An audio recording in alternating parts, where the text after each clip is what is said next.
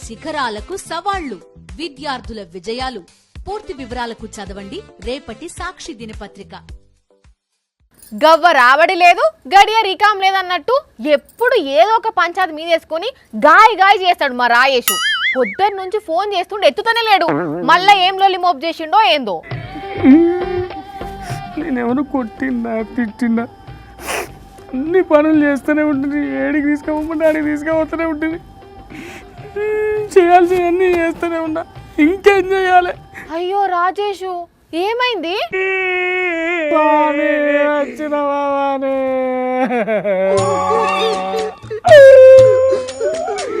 నేనేం చేద్దాను?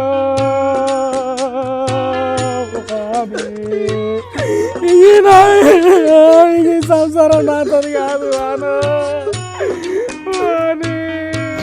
ఏహే ఊక మొగోన్ వై ఉండి గిట్ల శోకాలు పెడతావేంది? ఏమైంది ఇంతకు? ఏం చెప్పమంటావు? కడుపు దించుకుంటే కాళ్ళ మీద పడుతుంది. అట్లా కాదు రాజేష్, అసలు ఏమైందో చెప్పకపోతే ఎట్లా తెలుస్తుంది? నా భార్య. నీ భార్య ఏం చేసింది? చెప్ప పెట్టకుండా పుట్టింటికి పోయిందా? పుట్టింటికి పోవడు కాదు, నన్ను పట్టు కొట్టింది. నీ భార్య కొట్టిందా? పెళ్ళ చేతిలో తన్నులు తిన్నావా? నువ్వేం లత్కోర్ పని చేసినావో ఏందో? ఏ దెమ్మంటే అది తెచ్చిన. ఏడికి తీసుకుపోమంటే ఆడికి తీసుకుపోయినా. సినిమా అంటే సినిమాకు, షాపింగ్ అంటే షాపింగ్ కు. ఇంకేం చేయాలి? ఎట్లా సావాలో చెప్పు. మరి ఇంకేం కావాలట నీ భార్యకు? ఇంకొకటి తెలుసా? ఇంట్లో పనంతా నేనే చేస్తా. వంట చేస్తా, బట్టలు ఉతుకుతా, బాసన్లు తోముతా, అంతా నేనే చేస్తా. ఏం తక్కువ చేసిన ఆమెకు? అంత మంచిగానే ఉంటే మరి నిన్నెందుకు కొట్టింది?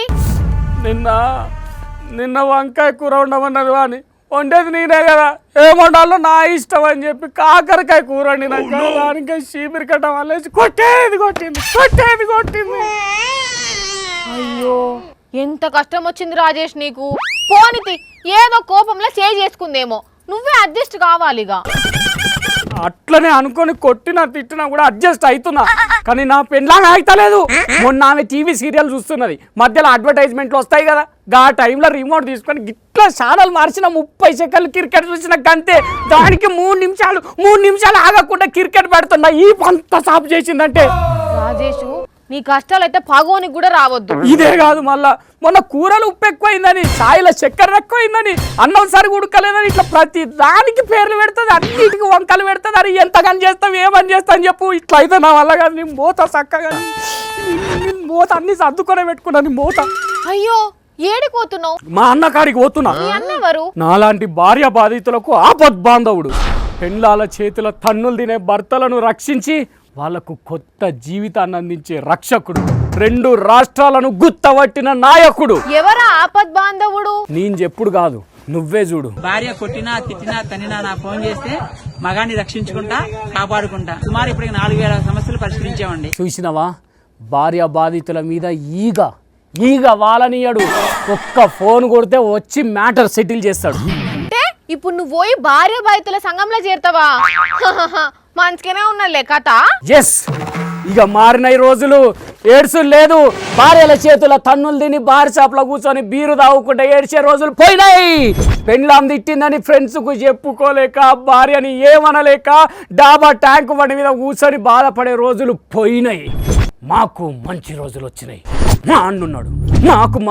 అబ్బో, భార్య బాధితులందరూ కలిసి పెద్ద ఉద్యమమే స్టార్ట్ చేస్తట్టే ఉన్నారు కదా. అందుకే మా అన్న దగ్గరికి పోయి నాకు గోస్ అంతా చెప్పుకుంటా.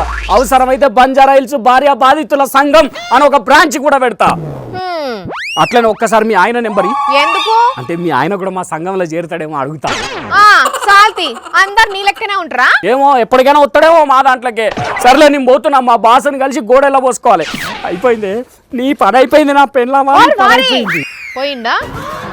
అయినా ఆలుమగలు అన్నాక ఇద్దరు కలిసిమెలిసి కాపురం చేయాలి. ఏమన్నా సమస్యలు ఉంటే వాళ్ళిద్దరే కూర్చొని పరిష్కరించుకోవాలి. గాని ఒకరి మీద ఒకరు పెత్తనం చేస్తే బతుకు బస్టాండ్ అవుతుంది. ఏమంటారులా?